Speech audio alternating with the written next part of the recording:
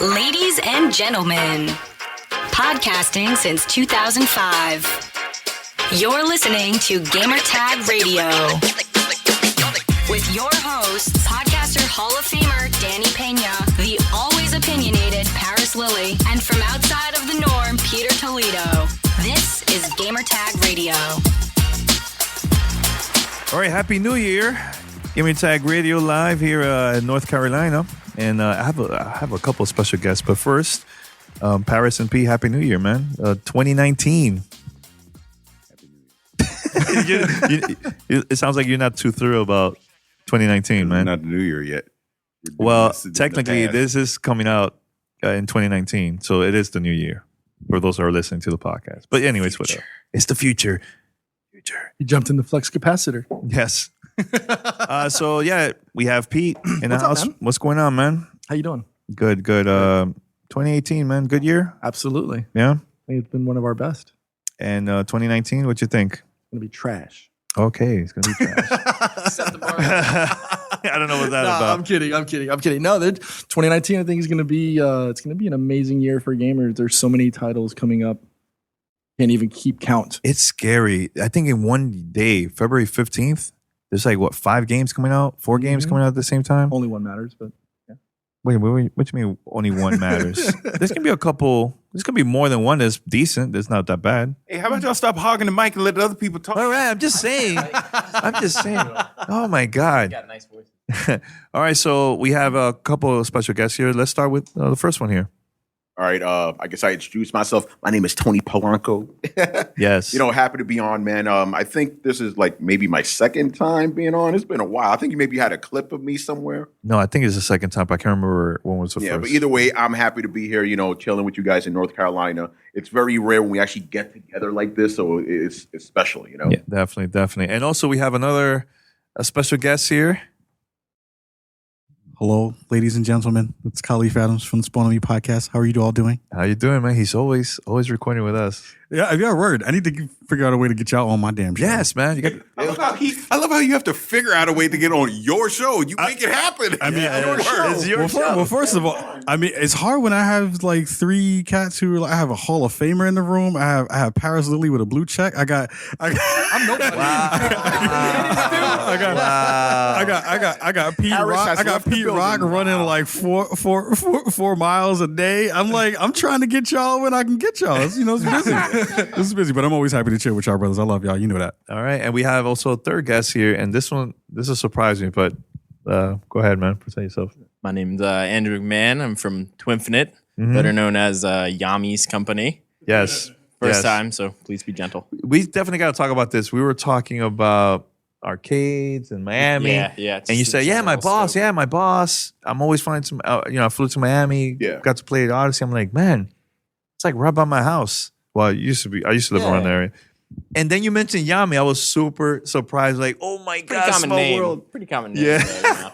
Yeah, man. So that's cool, man. How long you been working with? I've been working there for about 3 months now. I was in the industry at the Nerd Stash for about 2 months, or about 2 years before that. Okay. And a lot of it's just been of my own volition, going out and Cool. writing stuff for free. But I'm finally making it a little, hanging out with big shots like you guys, going to Ubisoft events. Yeah, man. No, I made it big now. Yeah. So we were having a great conversation about games in 2018, especially Red Dead. And I think we should definitely start with that conversation first, man. Red Dead, Tony, I know, look, you're wearing a Red Dead Redemption t-shirt. You're loving the game. Oh, yeah. I'm going to say something controversial. It's my personal game of the generation. Of the generation. The entire generation.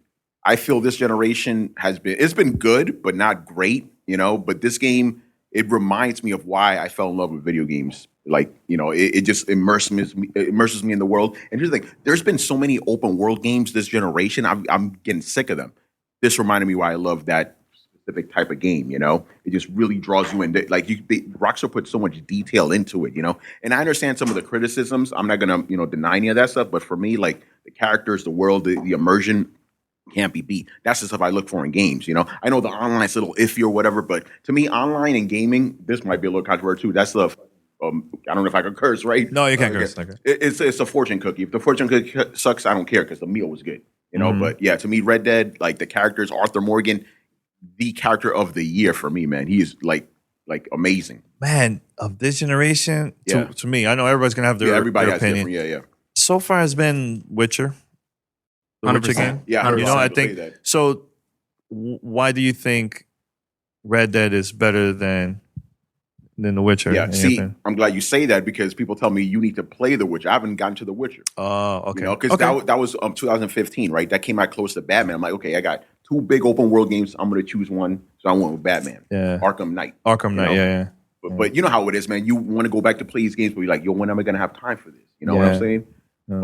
But yeah, no, Red Dead just hits everything that I want. You know, the attention to detail. Like Rockstar, like there's a reason to me why they make the best open world games. You know, it doesn't feel like you're doing just like a bunch of checklist stuff. You know, it's great. Like I said, I understand. You know, some people don't like the controls; they feel it's too slow or whatever, it's like too slow paced. But to me, like if you're playing a game that's like a Western 1899, things weren't going fast back then anyway. You know, I'm not trying to say that games need to be realistic to be good because I kind of feel the opposite. Like if games should be fun primarily, but if you're trying to build that type of world, you need to be authentic with it, and things were just slow back then.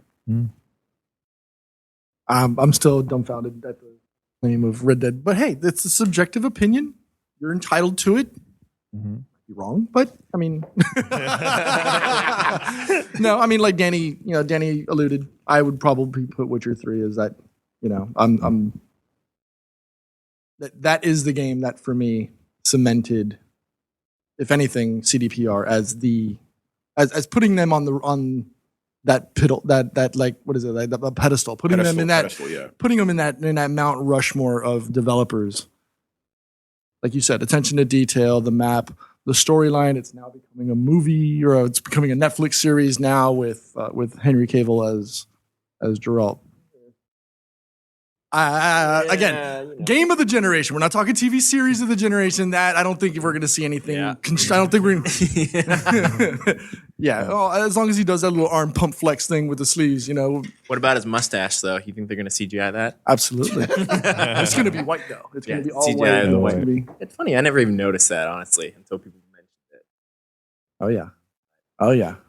But I mean, again, I haven't played Red Dead. I'm still, I'm going to be that dead set of bones on the couch waiting for it to come to PC, and I'm sticking by my guns. I had the naysayers come out and tell me, "Oh, you'll be there playing it." I finally convinced Paris to come over to my side of the couch, and I'm cool with that. But you did come over to my side of the couch. Don't even lie. You said you convinced me. You didn't. Did it on my own. But on this category, because I did walk out earlier, so I just came back. So you're saying what your game of the generation was for you was Red Dead, right? Yeah, for me. So everybody knows I think it's Witcher 3 that's listening to this. So I don't even need to go over that. But I'm going to say something not that's controversial, but a game that I think people don't talk enough about that was very impactful to this generation of gaming, and Horizon Zero Dawn. Horizon Zero Dawn was a fantastic game no one saw coming out of Guerrilla Games for what it wound up being. I mean, yeah, people said, oh, it took elements from Far Cry and this and that, but you know what? When you add that story in together, you add in that open world, and because we were having this discussion the other day offline, how it started off very small. Her world was so tiny, the things around her, by the time, I'm not going to spoil anything, but by the time you get to the end of that game, just how vast her entire world and just life had changed. Fantastic. Like obviously you throw in the DLC that went with it and what the eventual sequel is going to be. I think when we look back at this generation, it's going to be one of the more impactful games that we've had. Definitely in the top 5. Top 5 for you guys.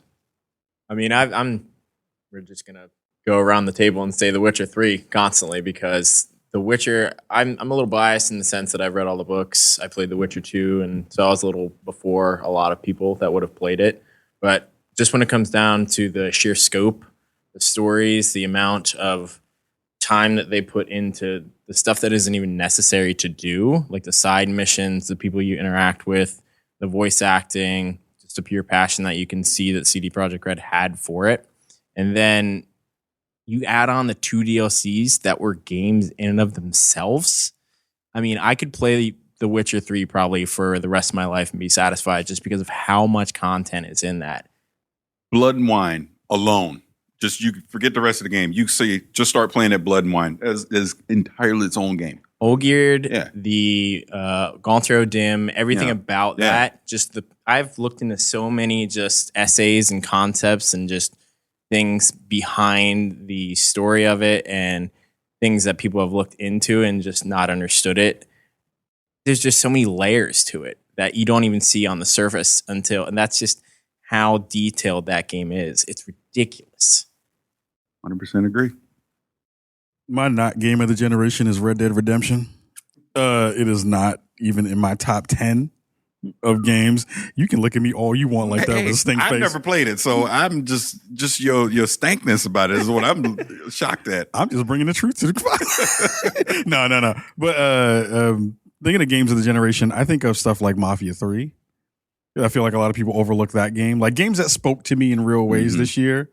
God of War was fantastic. People seem to kind of really kind of overlook that, even though they won a game award and all that other good stuff. Smaller games like Dead Cells, I think is a game that people continuously overlook as well. Like people haven't paid attention to how good that game is. And like, honestly, like I was trying to figure out and writing my top 10 games of the year lists this year. And because December has been so crazy with adding new games to the roster, like I had to stop and try to figure out where I was going to put Grease in the list. And Grease is probably my game of the year. Yeah, it's up there. Like man. Grease is probably my game of the year. And people will front on that game because it came out now in December. Because it came out late, and it's fairly simple, and it has simplistic parts to that game that kind of push you forward. But emotionally, the tone of that game is spot on. It has some of the most fantastic art that I've seen in a generation. And if you want to talk about generational strides, I feel like what, PC or Nintendo Switch? I played it on PC. It looks fantastic on the Switch. It looks great on Switch. Yeah. It looks great on Switch. But like, fantastic. it is one of those things that when you sit down with it and you take the time to kind of like just be part of that game, it is an experience that I have not had in most things. I in this think year the didn't put closest that. maybe Journey. The closest. It is literally that. I haven't felt that way since Journey, and there are very few games that can get into those parts of the list in real ways because of where that's. I'm happy that you mentioned that because I know if I would have mentioned people like, oh, the game just came out, I get it. It's what happened? You gonna say? Continue, please. No, I'm just saying like. Look, like I earlier I was telling you that I took a break. I was going through some stuff, and that was one of the games that to me was like life changing, man. It helped me so much during my time off. So I'm glad that you and I know a lot of other people have been giving it great reviews, great feedback. Grease. Yeah. I'm like so into that game being what it is. I just held up my phone to the people in the room because I have a Grease everybody gotta wallpaper give it a on chance. Give it a chance, try it out. And you see why we love it. We love it so much. Yeah. So, Thing I wanted to bring it up, and apologies if I'm shifting this in a direction that you discussed when you hurt my feelings and I walked out earlier. But you're talking just generation, this whole console gaming generation that we've had. We're at the back end of it now. So when you look back at it as a whole, is it fair to say that? And I'm not trying to start a console debate or anything like that, but is it fair to say that PlayStation, the titles that they've put out as a publisher during this generation has really set the bar to a new level for what we expect for when I'm talking AAA games. Because, I mean, again, Uncharted 4, God of War, I mean, just go down the line. Or like I said, Horizon Zero Dawn, etc., Spider-Man, you just keep going down the list. But I almost feel like, especially after 2018, my expectations have been raised. And I'm not saying this because I'm trying to throw Microsoft under the bus or whatever, but they've not even come close to the quality of titles that we've seen from PlayStation. yeah, and if they do, it's like maybe Warner. Nintendo has, absolutely. has. Because, Well, you look at Odyssey, but Zelda, etc. You know when it changed for PlayStation? I think it was during the end of PlayStation 3. No, it did. The Last of It really Us, did. Uncharted, or like around that time. And they took a lot of those first-party games, added to the next generation console, plus added some new IPs as so far has been fantastic, and it was that. But I think that happened was because they were in second place. Microsoft came really hard during last gen, and they just came back hungry and boof, look now. Yeah. So I like the way you frame that because the way I've been thinking about the kind of, end of 2018, kind of pushing to 2019 and where we see the big three kind of landing. Like you're absolutely right, Danny, about kind of PlayStation in the PlayStation 3 era and the 360 era with them pulling up all these really interesting niche titles that came from weird third-party folks. Like Tokyo Studio was doing a whole bunch of crazy stuff with like Pomeranians and all this other stuff in the world, running around with dogs and stuff, and all the kind of small games like Echo Chrome. We forget about the games like that and stuff like that. And it feels like they're continuing to kind of do some of those games now, and it's benefited them with having the kind of Naughty Dogs and the other folks in their roster. But it's interesting because I feel like towards the end of this generation, they have played it awfully safe when it comes to lots of things. And I feel like Microsoft doesn't get the credit for being innovative in spaces that we don't think about. Like they've been innovative in hardware spaces. They've been innovative in spaces when it comes to how they want to pull people into their ecosystem through Game Pass and other stuff like that. Bringing on folks like EA with EA's Pass stuff too as well. EA Access and things like that. They've been really forward thinking when it comes to that stuff, and they've gotten none of the credit for it. You know what I mean? Like it's been two companies I can think of that have really been pushing the boundaries. It's been Microsoft in a lot of ways, and it's been Epic Games in a lot of ways with Fortnite and crossplay and all those things that have been pushing out forward. So it's an interesting space that we both find all those in. But I feel like Microsoft has not gotten the credit they deserve towards the end of the back end of it. That's happening because, like I said about PlayStation, they were second place. Microsoft is in second place. And they're hungry. And when you're hungry in this competition, you're going to see those type of things. Are they really in second place though? Because you would Yes, think they in are. 2018. They sure as hell ain't in first place. We know that. That's why I'm saying Switch, Well, you think they're in Nintendo third, Switch right? is too new. It's not now. They're still in third, but they're fine. Are they though? Yeah, they are. They're not.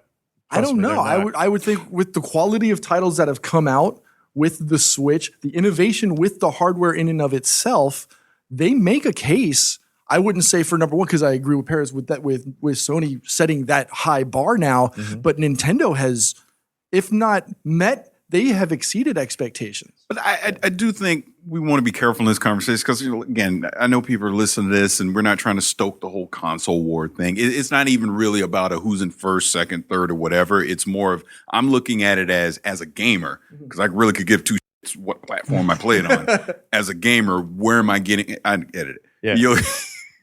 Where am I getting these quality experiences from? And when I look back over this generation, I've gotten a lot of them that have come out of PlayStation. I've had a lot that have come out of Nintendo. I've had a lot that have come from third party, but PlayStation has been the leader in that space. They just have, And another thing that I kind of want to throw in there, when we talk about AAA games and we look at how you have to hit a certain number to be considered a success because the prices of the cost of development to make these huge games have become so astronomical.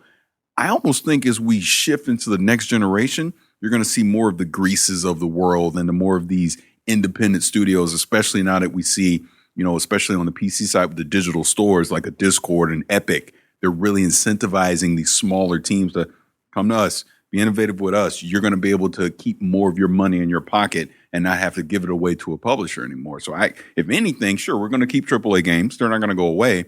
But I think we're going to see more of the AA indie type games really start to get a shine in the next generation of gaming.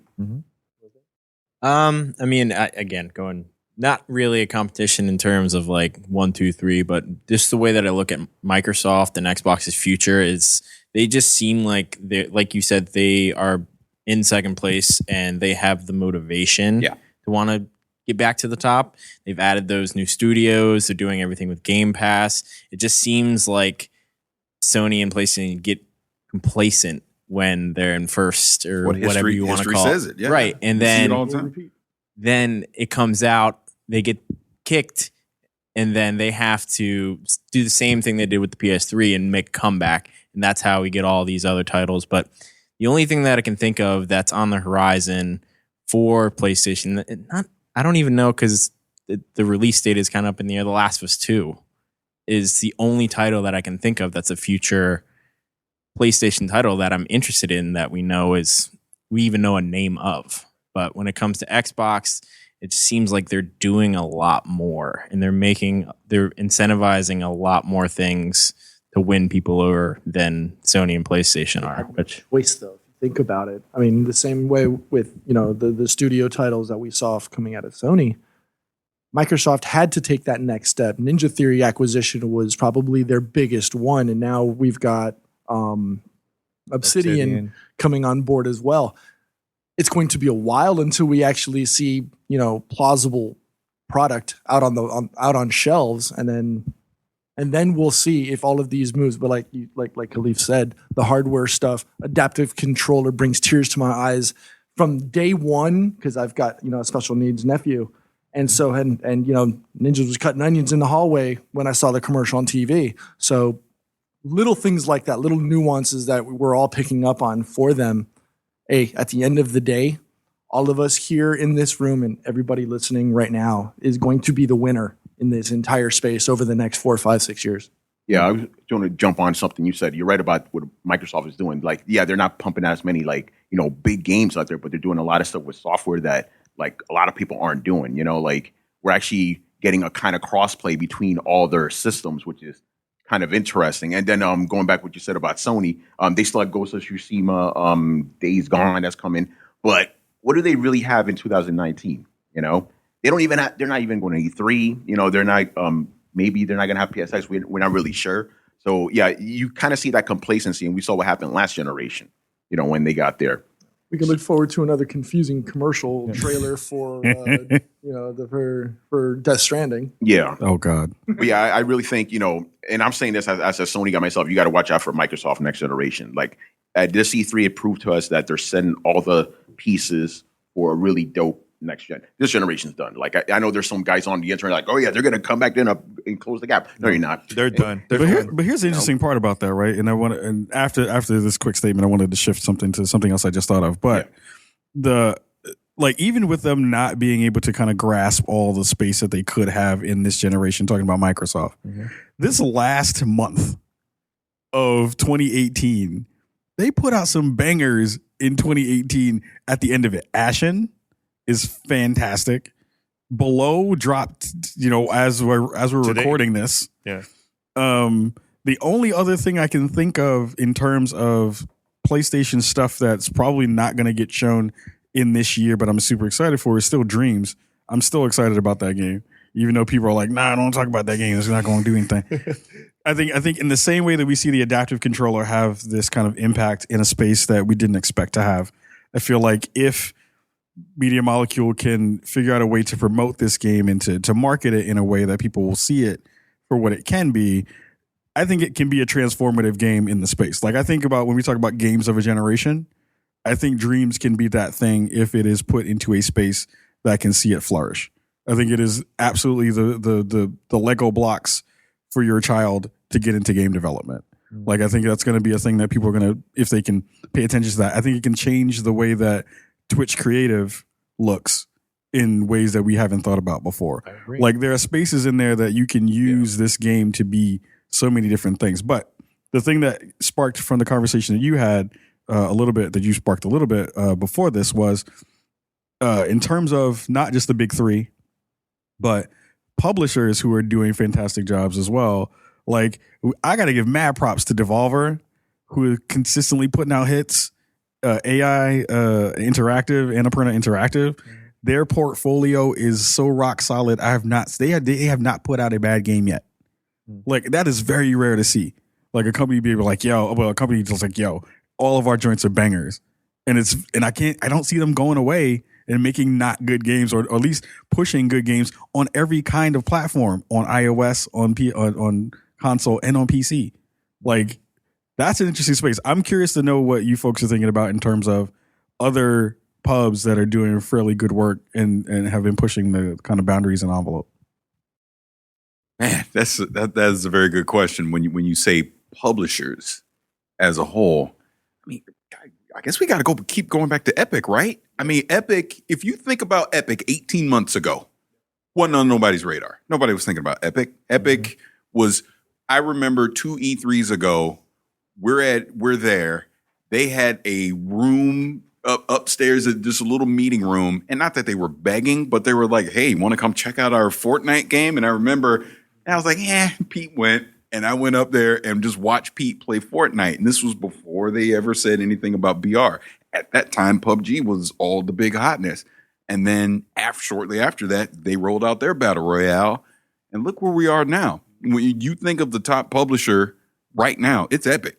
It absolutely is. That game has gone beyond our community and our industry of people. Our grandmas are talking about Fortnite. You know, it's evolved into hip. It's everywhere, you know, and it's more than just a game now. It's a phenomenon. How long that lasts, we don't know, but they're making so much money off of that game. It's given Epic power in the space to innovate and to push the direction of things. Like one of you slightly mentioned it earlier. They are the reason we're getting crossplay. Because of that game, because of them, because it was so popular, people are like, well, why the hell can't I play with my friends just because I'm on a Switch and you're on an Xbox or a PlayStation or whatever? And it's going to push the whole industry forward that we're going to stop worrying so much about who has an Xbox, who has a PlayStation, who has a ColecoVision. It is not going to matter. As long as you got an internet connection, you just go play the games. It's all about the games. Yeah. Yeah. And thanks, Drake, for making it popular and cool. Thanks, Drake. But you know what? But you know what though? Yeah. He does deserve credit because of his popularity and who he is. By him jumping on that stream with Ninja, it brought in a whole new section of people and opened a whole more eyeballs on that game.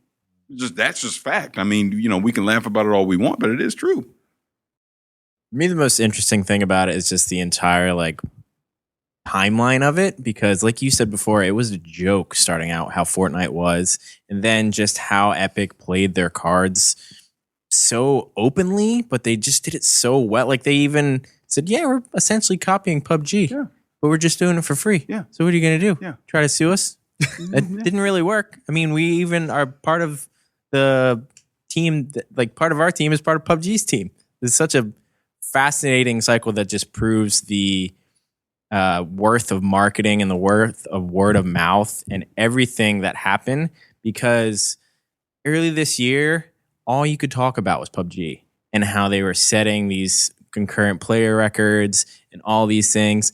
They're getting blown out of the water by Fortnite right now. Yeah. And I mean, I don't necessarily like it. I know it's this I'm getting old type of mindset of all the kids are flossing and all this stuff. But it's working because they're, like I said, they're playing their cards right and they're doing everything right. You know, one of the things that Epic has that keeps it so popular is their flexibility.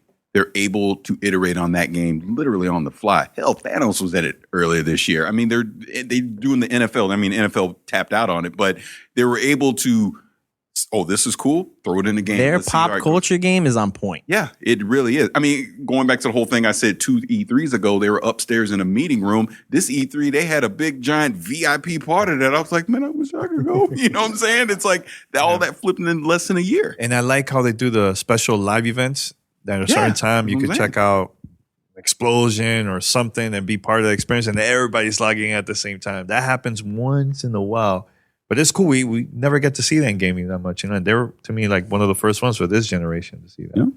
You know, so I know you mentioned publishers. Actually, it could almost be said that Fortnite is the game of the generation because Game of the year. Well, game of the generation. I think it was more significant simply because it's like you said, the impact, how it's touched. The gentleman that led us into this meeting room. He's like, I've never played a video game. He's like, but my granddaughter plays Fortnite, right? And when he was asking what we're doing, and I think Tony mentioned it earlier, you've got grandparents and you've got young adults and you've got business professionals, people on a subway or on a bus playing it. Ellen talks about it. Exactly. Yeah. Yo, my mom was like, the way you say juego Fortnite. Oh. like it's like that. You know? It's like, you've made it. Yeah. Go for it. Go. The most interesting part about that for me is the accessibility. Yeah. Because like you mentioned before, crossplay, but people play that on mobile. Oh yeah. When was the last game that you can think of that was also a console game that people also played on mobile or mobile in general? And that's people enjoy it on mobile. Yeah. And that it works on mobile. And Yeah, it's still connected to your account, so you can still Right. level up. I had that conversation with my friend the other night. Like the barriers aren't really there with Fortnite. Like, for example, you'd be like, hey man, I'm playing this game Fortnite. Why don't you play with me? I don't have the money right now. It's free. Oh, okay, but you got a PlayStation and I got an Xbox. Okay, whatever. We could play together. I was like, oh, but I don't have an Xbox. Okay, you got a Switch? Play there. Oh, I don't have a console. Play it on your phone. Like the barriers are like unbroken. And what you said, it's interesting. Like obviously, my personal favorite game is Red Dead, but objectively speaking, I'm not even going to question what game had the most impact this generation. And it's crazy because this only happened within the last year. Yeah. Think about that.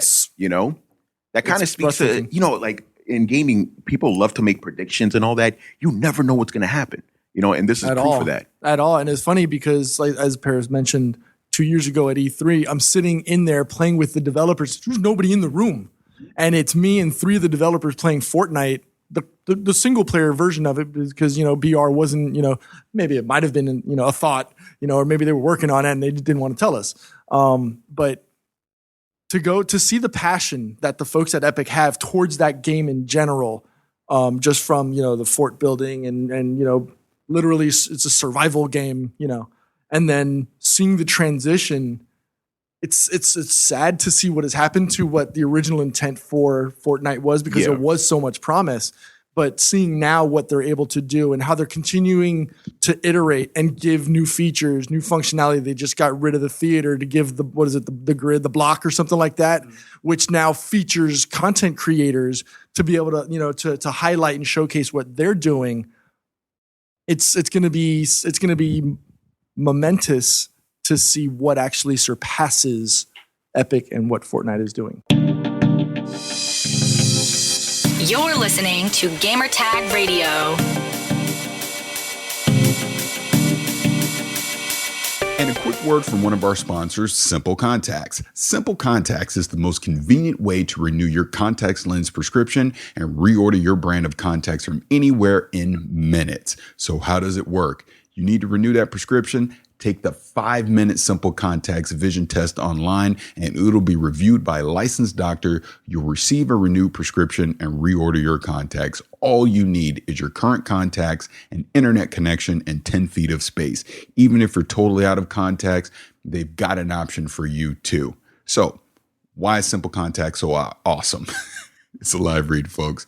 First of all, this is vision care for the 21st century because of its convenience. There are a million things demanding your time. Contact lenses should not be one of them. It's fast. The Simple Contacts vision test is self-guided and takes less than 5 minutes. It's reliable. It's designed by ophthalmologists and licensed doctor reviews every test so you can skip the office visit, but not the care. It is also a 5-star experience. The reviews speak for themselves. Simple Contacts has been rated 5 stars over 5,000 times on the App Store. It offers choice. Simple Contacts has all the brands and types of lenses you're familiar with, so you never have to shop around to find your lenses at the best price. And most importantly, it saves you money.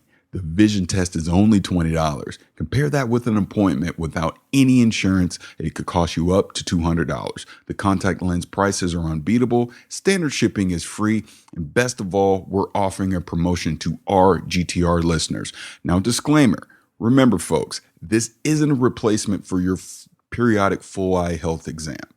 Just keep that in mind. But if you want to go check this out, go to our URL, simplecontacts.com/GTR and enter our promo code for that $20 offer, GTR. Again, that is simplecontacts.com/GTR. Use our promo code for that $20 offer, which is GTR. That's Simple Contacts. This is Gamertag Radio. Voicemail at 786-2737-GTR. Let me ask you that. I was thinking about this too. Do you think this game is going to continue that momentum into next year? Absolutely. I think so. Absolutely. And especially now that content creators could create like their Yeah. own levels. Yeah. Their stuff is going to be featured in Yeah. game. Dude, At That's random. crazy, man. Yeah, I Because you think- know how gamers forget about stuff really quickly. Like I agree with you. I think it's going to keep on going. Yeah.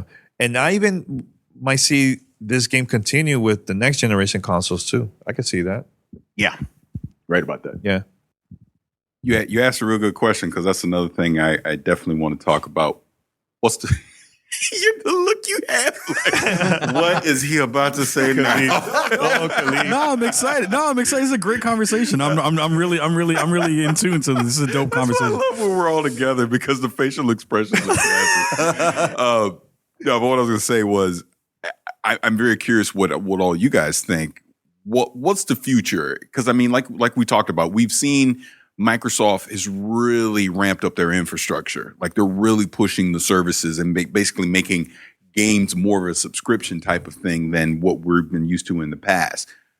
We know new hardware is coming, but we've also seen, and again, it's funny, like Microsoft has really been the leader in this, not so much PlayStation or Nintendo, but Microsoft is basically saying, I don't care what hardware you bring to the party. I just want you in our ecosystem playing our games. And is that where we're headed? Is it really going to matter how powerful the next Xbox or the next PlayStation is going to be? Or is it going to matter more that we actually innovate with the games that are being made? If that makes sense what I'm saying. This next generation to me is going to be kind of like Fortnite with crossplay and Nintendo Switch on the go. I say like that. Yes, you have an option to buy the most powerful console, they just say, right? But hey, if you have a mobile phone, you can still continue playing. Power doesn't really matter. What matters is the access and the gaming experience. I think that's what's gonna happen in next generation. Yeah, you guys Switch, agree or yeah, no? no, the Switch proved that powers and everything. Think about it. You have the Xbox One X, literally the most powerful console on the planet Earth, not selling like that. You know, like Switch is going to overtake Xbox next year, right? The graphics aren't all that, but the games are there and the services. People want to take these games on the go. And I'm thinking this may be a little crazy. Like maybe Sony and Microsoft may go along the same route. They've copied Nintendo before, you know? Like, think about this, and you've heard this conversation before. People are like, oh man, like I love Red Dead. I wish I could take it on the go.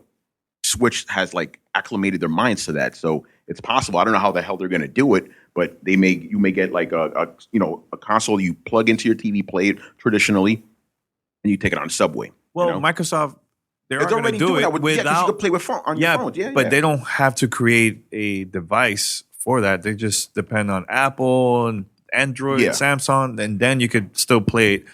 Even I even mentioned this to the guys on the podcast that I could see them going on stage during an Apple press conference and say, "You could play Xbox on Apple TV." Like I could see that. I mean, we've seen a little bit of that happen already with, well, first of all, Microsoft, even 4 years back or so, a couple of GDCs back, when Phil first got on stage and was like, "This is what we want to do with Azure, and we want to do all these things with the cloud. We want to make sure all that stuff," and then crapped on itself with the cloud. And you see it now, even with other companies kind of jumping into the fold too, right? We see Google doing their thing with Project Stream. That being a huge part of at least a forethought in their ecosystem of how they want to kind of incorporate games into their overall stack and platform, where, you know, you can play Assassin's Creed in a browser and it plays fairly well. Like you can do that stuff now. Or what about this? Samsung TV. They have a great relationship with Microsoft. You could play their Xbox games. And Epic. And and Epic. Because look, I have a Samsung TV, and they show like all the apps when you connect the devices. They show PlayStation there, like regular. The Nintendo, when you connect to there, the Switch is like the similar app. When you connect the Xbox, it's like a special app that pops up. So I could see them doing like you could play Xbox through this app on Samsung without getting the console and just playing it there. That's I can see 100% that. where they're going with the cloud stuff. Just Absolutely. Bluetooth with a controller, and that's it. And we talked about this behind the scenes that it all started when they announced Xbox One S Bluetooth without controller. That was a game changer right there because now you could connect that to anything. Right. Yeah, the Bluetooth thing. It was a tiny little thing at the time. You're like, okay, Bluetooth, whatever. Again, they're thinking way ahead of where they were. Let's get this controller in everyone's hand. It has Bluetooth. So when we're ready to do our cloud thing, oh no, that controller that you've been sitting on for the past 3 years, Hook it up to your iPad and keep on going. I want to shift a little bit because I think that's really important. I wonder, since we're talking about hardware and where Microsoft is kind of dragging everybody else kind of into the future, do we feel that Nintendo's going to make a secondary Switch or a new iteration on their Switch? Yes. Yes, 100% they are. Yes. That's guaranteed. That's 2, do we think that PS4 or the new PS5, whatever it's going to wind up being called, do you think they're going to wait until Microsoft drops their stuff, or are they going to go early? And 3rd, do you think any of the consoles, when they come out, will have any VR, AR integration stuff? Okay. Let me. I got to take this first. Okay. So I absolutely think that PlayStation will go first because I think they're going to say something in 2019 on here is PlayStation 5. Here's what you can expect.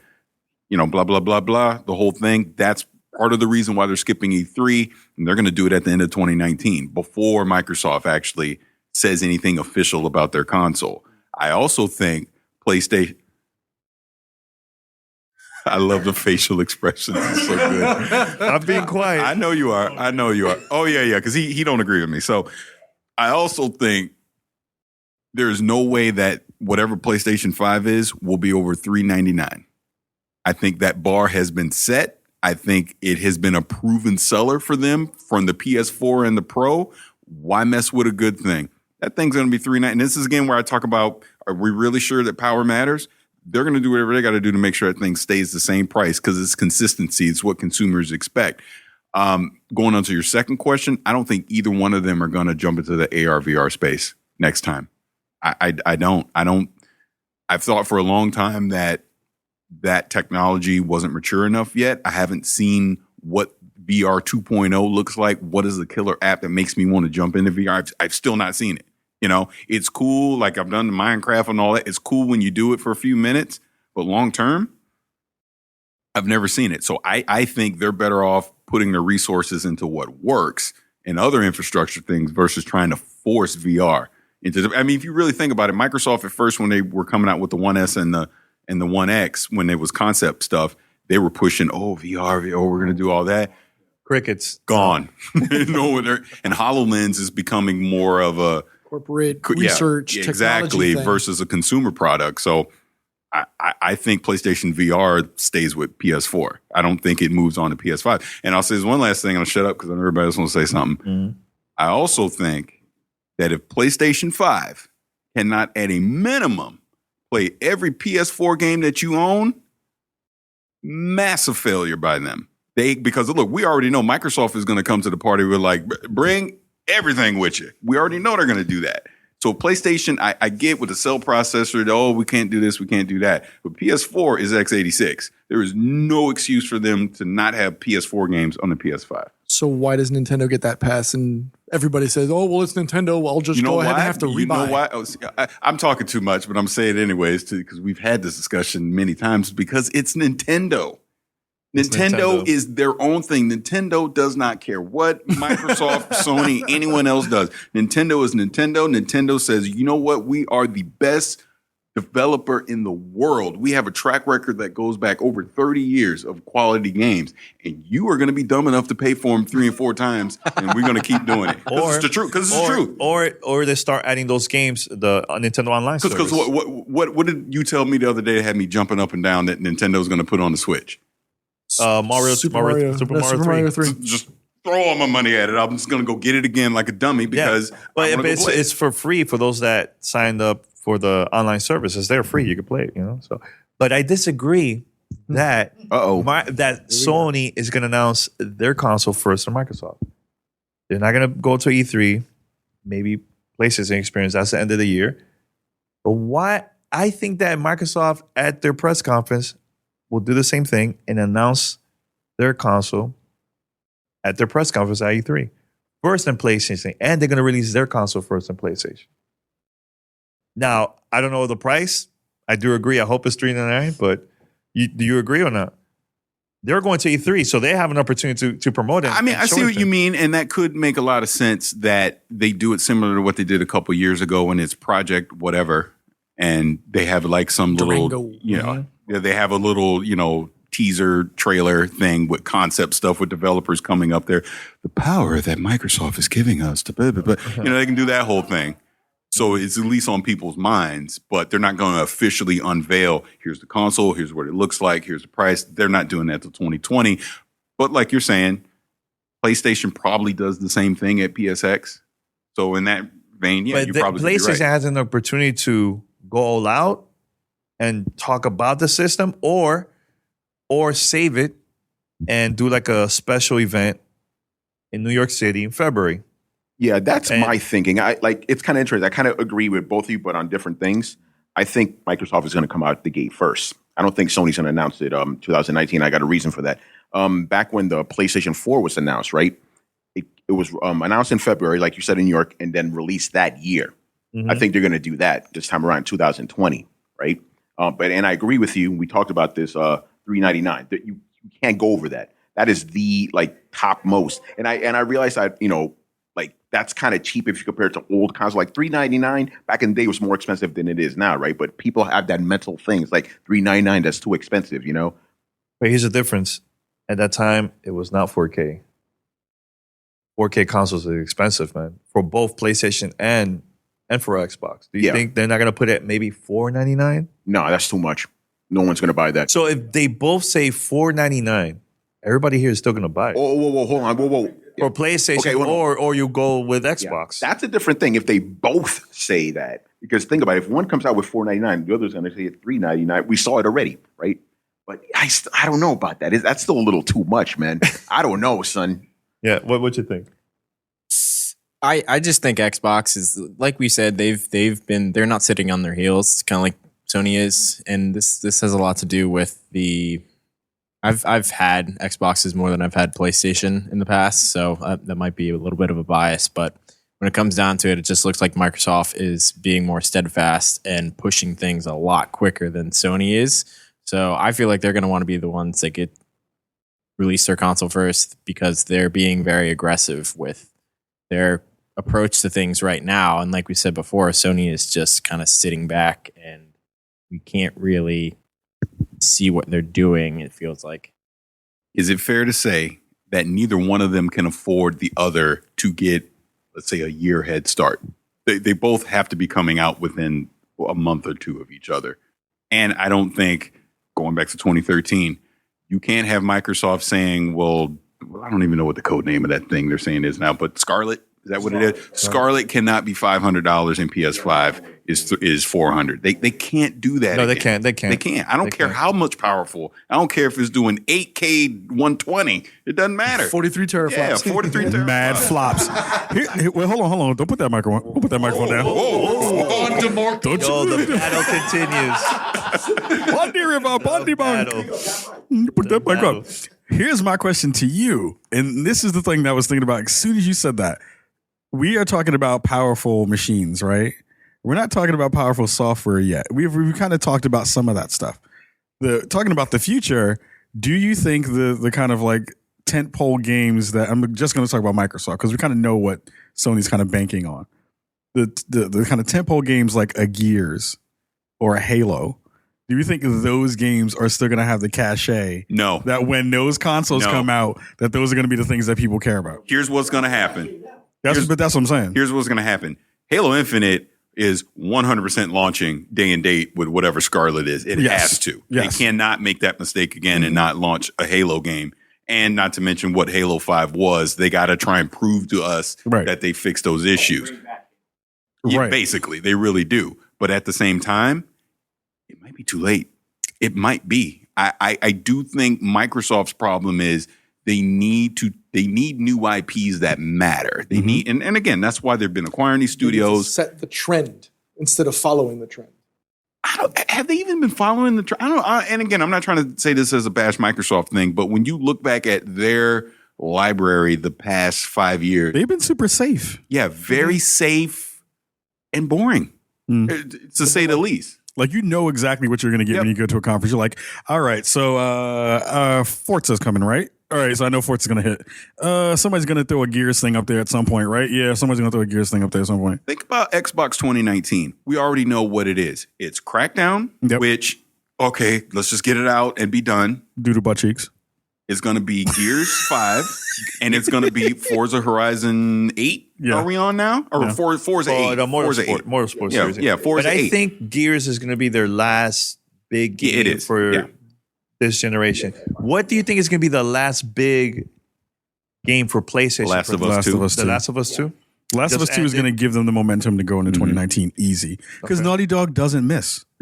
Like Naughty Dog, for as much as people like to poo-poo on some of the like internal stuff that goes on at the studio, they don't miss when they put out stuff. What if? This is a big what if. Oh Jesus! What if time? What if- Uh-oh. What if they Oh. don't Here we re- go. they Conspiracy Dan. hold, Oh, they hold back hold on it? that game and release it for the next generation console? Nah, that's Nah. not. Nah. Wait. Which one? The Last of Us. No way in hell they do that. No way. Horizon Zero Dawn 2 is going to be the big. It's going to be available on PlayStation 4, but enhancements on the PlayStation 5 that's version. fine. But it's like Zelda. It was supposed to come out on the Wii U. They were like, no, let's not release it. They released it both at the same time, Nintendo Switch and Wii U. For the sake of selling the Switch. Just to say, we got this game out for You first think- party exclusive for the PlayStation 5. You think people will tolerate that though? Like if there's people, they did with a Nintendo game, yeah, but those are Nintendo fans. They'll wait. and you know, guess which one We sold just the covered most? this. yeah, Nintendo fans don't care. But Nintendo made that move. Guess which one sold the most? Yeah, The Nintendo Switch version. You know, That's right. so No one even talks about the Wii U nobody version. talks. Yeah, yeah. I mean, if they do, it's like barely. yeah. But Sony could do the same exact thing. I don't know. I don't think they could afford it because they don't have that many games coming out next year. Death Stranding. Next Strand ain't coming out next It's not year. coming out in 2019. I No, doubt- but they I did. doubt They that. announced it. It's summer delayed. 2019. No, yeah, they didn't No, I'm announce saying nothing. it'll get delayed. Yeah, they got to add Norman yeah. Reedus and what's his name still trying to figure out what Yeah, that. yeah, they got to add Kanye's voice. They got to add They haven't Kanye's made voice the game to it yet, now, man. actually. Yeah. It's like video game Art Basel. You just sit there looking at it. You don't have no idea what they're doing. Exactly. All right. So I mean, I'm just saying, what if? Even the games that are supposed to be coming out, Tsushima, I think that game looks okay. It looks all right. It's an okay looking game. What's the other one that looks like Neo? Is another game that looks like Neo? Shadows Die Twice. Shadows Die Twice looks better than Tsushima in a lot of ways. People kind of know what that thing is going to be. I feel like what Sony is going to wind up doing, they can't, like you said, you can't hold off Last of Us 2. People are way too hyped. They keep talking about it. They were showing, they had a thing out on Twitter the other week. Why do I sound like you for a husky? They had a thing out on Twitter the other week about the thing. Paris has left the building. Paris got up. where they basically had people, they like showed people crying from the Last of Us actual like trailer with that they showed, and people are still so excited about that game. It has to come out early. Why? Why? Because my thing is, think about it this That way. game, honestly, Tony, you're a Sony fan. We'll think about it this way. Why? We'll think about it this way. The hardware parts, we all know it takes forever to get on your next SKU, right? Your next SKU, whatever. I'm sure they have dev kits right now. I'm sure they're in the know about what the dev kits are going to look like. But are they actually like programming to those dev kits now? I doubt that. There's probably, there wouldn't be a reason for them to do it, because I would want them to work on the stuff if they were going to make that game for the PS5. I don't want any of that PS4 architecture touching that stuff. I want you to just be working on that hardware, because then you get all the juice out of it. And your first party, you get to touch everything first. So I'm like, there's no reason for them to hold that game. Yeah, I don't disagree that Last of Us 2 is going to be on PS5, but I don't think it's just going to be on PS5. Like, they already promised it for PS4, you know? Granted, they did promise The Last Guardian for PS3. That didn't come out on PS3. Yeah. So Sony could pull that again. To answer your question, I'm the wrong person to ask about The Last of Us 2. Don't get me wrong, I like The Last of Us, but that's a game I personally can't play like a lot of. It's just so emotionally draining. I played it like once on PS3, once more on PS4. I'm like, I can't do this anymore. It's just too much. This next one's going to be the same deal. I play once and I'm done, you know? But other people love it. So I can't really answer why people love it that much. But but if they delay it, people are going to be pissed. I guarantee you that. So they can't. Like, I see what you're saying. It would be smart. Like, that's how you sell a system. But like you said, Horizon. Actually, I don't know about Horizon Zero Dawn 2 being like a launch game. Death Stranding, maybe. You know. Guerrilla's going to have something at launch for PS5. That's just what that studio does. So if it's not Horizon Zero Dawn, they're going to, because I think they got 2 teams going right now. So maybe it's Killzone again. Maybe they bring that back for PS5. Wouldn't surprise me. Was that game good for the launch when What, it came? Killzone? Yeah. It was average. I was going to say, yeah. No. It was average. So it wasn't like, remember they showed that trailer years ago for the PlayStation 3? Remember the look? Yeah. Oh, yeah. The CG one, the fake one, Killzone 2. Yeah. I remember Yeah. that. Yeah. No, Killzone Shadowfall was not good. Not It looked good. pretty, but nope. No? Okay. Anything else before we wrap it up? I mean, we're circling back to like the devs and stuff like that, or because I said it before, and I'll circle back to it again. Is CD Projekt Red? I can't think of, and you have to kind of look back again at where The Witcher 3 has ended up in terms of the way that it's being talked about now, as opposed to how The Witcher 2 was being talked about. Really wasn't. Even that was a good game too. But you look at the hype around Cyberpunk, and I can't think of a game that is as popular as that right now, hype wise. I have a curious theory. It just hit my brain, and so like gears are smoking for the first time in a long time. Knowing that, and sticking with the CDPR concept, knowing that Cyberpunk is being developed for the console experience, do you think that there has been communications between Sony and Microsoft and CDPR to launch at the same time?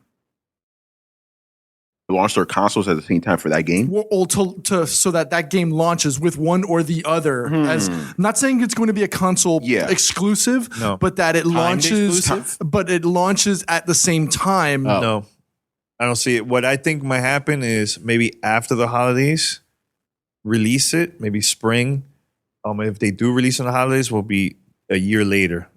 Because it doesn't make no sense. Why release it? Let's say PlayStation comes out first. Why are they going to release it first on PlayStation and then a week later? Well, they Xbox. said it's going to be you'll be able to play it on the One Yeah, X, but not for or launch. the new one, or it'll play on PlayStation 4 But not Pro for launch. and It doesn't like honestly. It doesn't make no sense. And especially that they kind of have like a marketing deal, kind of not 100% for Cyberpunk. And I think Microsoft is going to take advantage, and that's They're be going like- to run with it. Yeah. Yeah, they're gonna. Yeah, definitely gonna do They're a going to marketing throw deal. they're going to throw the wallet at that. Yeah, one. for sure. Especially Wallet, checkbook, that was crypto. That's all- Everything. Yeah. that was the game that ended their press conference, and everybody. Right. That's what I always think back to too. As I mean, it might not have anything to do with it, but I wasn't. console launch exclusive. No, it was not gonna be console launch No, exclusive. I don't think so. No, That would be they're a not- little too controversial. No, that would be too. No, That would be That's going to be one of those though. crossover that would be games. huge. Yeah, that'll that'd be huge, crazy. But 30-day exclusivity on DLCs and things like that. I don't know. The sad part is I can see that though. That would that, I that could that be my sad part is hot I can take. see it. Yeah. Hot take right there. Yeah. Sunset Overdrive 3 goes to Spencer said he's not a PlayStation. fan of that. He's not a fan of it, but they still do it though. No, but you know? they've done it in the past, and Yeah. he's like he They've just still not, done it though. No, man, they're not gonna do that. Anything else Dollars before we wrap it up? Yeah. Right. Anything else? 'Cause, we're here. This is rare. A real Speaking of rare, no, just playing. a rare moment. No, I can't think of anything else right now. But I thank you for having me on with y'all. No problem, man. No, thank you for joining No, us. thank you for No, having. thank you for Once bringing your again, mic. once again, hawk your sites, dude. This is your opportunity Yeah, to throw go out for it, that man. shrine. Twinfinite.net. We do news, guides, articles, features, anything you can think of, entertainment or games oriented. Appreciate you guys having me on. All right. Obviously, I want to thank you guys for having me on. A lot of fun. This is what we do like normally, people. When we're hanging out, we just talk about games. This is just a little bit more structured. But yeah, if you want to check me out, I'm on Twitter at Romudeth, ROMUDTH. If you check out the bio, it's going to have links to all my stuff, geek.com, Tom's Guide, Coalition, and my podcast, Throwdown. We're going to have our year-end special soon, so please check that out. Yeah, man. Well, actually, this is coming out in January. Oh, okay. I hope you guys enjoyed the year-end special.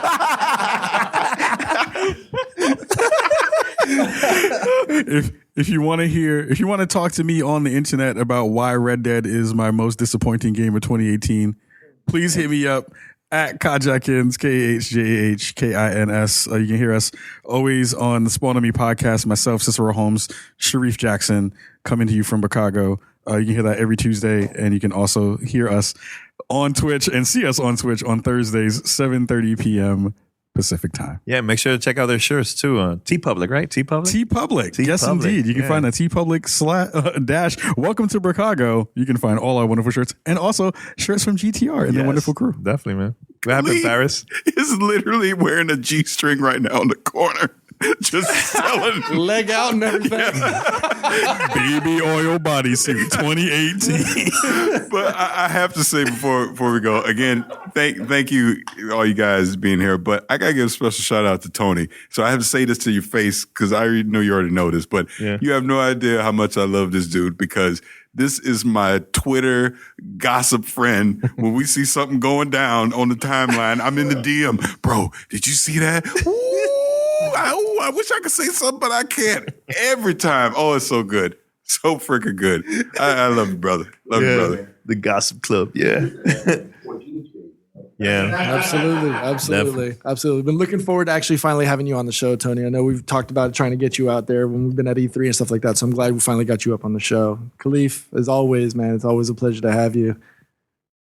And new guy. I'm pretty memorable. Hope to see you at E3 in a couple of months. Oh my god! I'm gonna come there with my name tag saying new guy. Thank you very much. Hey, guy, my man. I was just waiting for him to say the name. He just looked at me. New guy. Help me out. Yeah. Nah. All right, but head over to gamertagradio.com and post your comments and feedback. And yeah, you can find us everywhere. Spotify, Pandora, Radio Public, and other podcast directories. And until next time, we're out. Peace. Thanks for listening to Gamertag Radio. Be sure to like us on Facebook and follow us on Twitter.